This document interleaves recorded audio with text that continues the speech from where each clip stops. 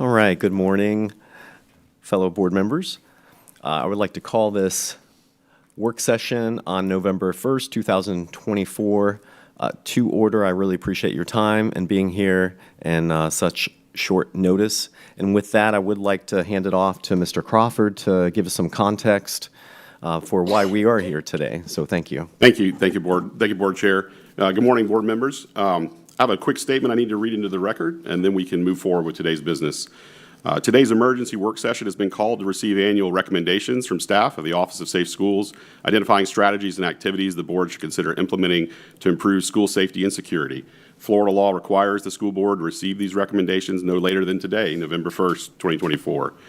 The emergency conditions that give rise to today's meeting include A, the loss of district working days due to the emergency district-wide school closures between Tuesday, October 8th, 2024 and Tuesday, October 15th, 2024 due to the direct strike of the eye of Category 3 Major Hurricane Milton in Polk County, Florida on Wednesday, October 9th and Thursday, October 10th.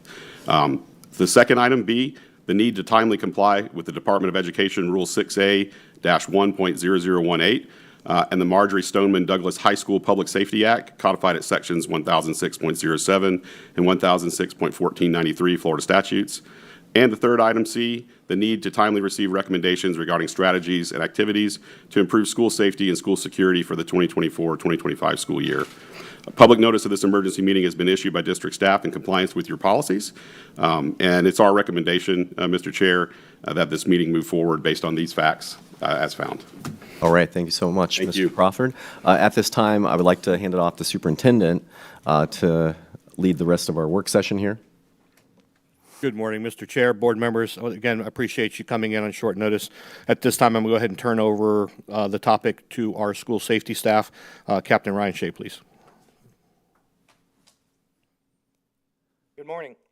And my apologies to all of you for having to come in on this Friday morning, but I appreciate your flexibility. I will keep this brief to be respectful of your time.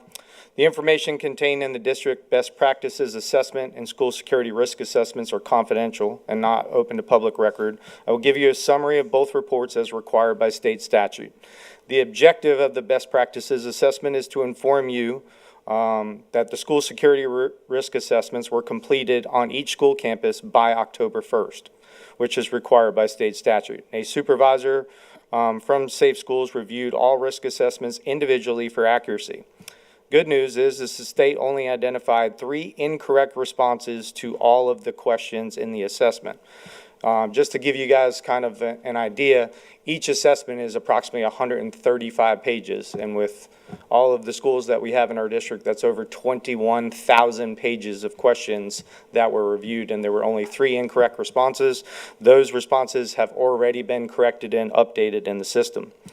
The summary of best practices assessment will address the efforts made by the Polk County Public Schools as it relates to compliance with Marjory Stoneman Douglas Public Safety High School Safety Act, its commission, new legislation, and best practices outlined by the Department of Education Office of Safe Schools. My summary will identify strategies that we have implemented to ensure we are improving school safety and security and our strategic plan for the future of school safety. Some positive school measures that we have in place. Safe Schools met with every school principal to ensure all schools are completing all state requirements and understand questions during compliance visits from the Department of Education, specifically as it relates to House Bill 1473, which became effective July 1st, 2024. We conducted all emergency drills required by state statute during the 23-24 school year. We have promoted Fortify Florida as required by state statute.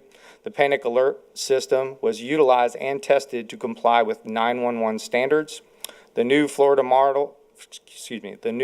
harm prevention and threat management model began on January 1st, 2024, and the district continues to work with the state to ensure all members of school-based threat management teams receive the required training. Classroom door handles were installed so that they remain locked at all times unless opened with a key. We continue to educate students and parents on the appropriate use of social media and the consequences which come from posting or making threats. And lastly, bleed control kits were purchased and delivered to all schools within the district. Based on the results of the assessment, there are additional security members which should be considered. The use of RFID for access by staff and faculty at all sites, installation of security window laminate at the entranceways of district schools, expansion of amplifiers at locations which experience radio interference, implementation of fixed panic alarms, and finally, we need to create a maintenance plan for our technology we are planning to upgrade to include cameras and digital intercom systems. The fiscal impacts to the district are estimated as follows. Fixed screening equipment such as our metal detectors, roughly $2,500. Fixed panic alarms, over $8,000. Video surveillance equipment, another $8,000. The signal amplifiers that I previously mentioned was $1.2 million. And the claims by the charter schools were over $15,000 to the district. Based on our assessment, those are some of the steps we should continue or initiate going forward to maintain a culture of safety for all students, staff, and visitors on all campuses. Additionally, more funding sources need to be identified and explored to keep pace with the unfunded mandates and the cost of implementing security enhancements. Lastly, I'm required to ask you just a couple questions. If you have any recommendations regarding policy change or funded needing to facilitate continued school safety, planning, and improvement in response to the state, district, and at school levels? And also, do you approve of the information as I have presented it to you? I thank you for your time.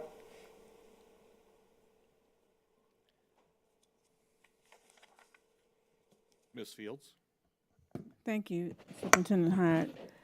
I just needed to see if there is something here that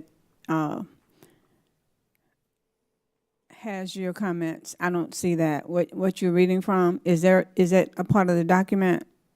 It's answers from the document. I just summarized them. Okay, all right. And you said something about unfunded mandates? Yes, ma'am. So I would imagine that that would be something that we would need to request funding for if it's unfunded and we need it. Is that correct? Yes, ma'am. So then I would think that whatever, I think you listed those out Yes, a few ma'am. minutes ago, that I don't know what the value, what the dollar amount is, but I would imagine that that would be something that we would want to include Yes, ma'am. as a Absolutely. request. I will do that. Yes, sir. I see no further questions or comments. Mr. Chair, that concludes topics for today. All right, very good. Thank you, Superintendent. If we have no further business to come before the board, thank you, Captain Shea, for your time, and appreciate you bringing this forward. We will now adjourn this meeting at this point. Thank you.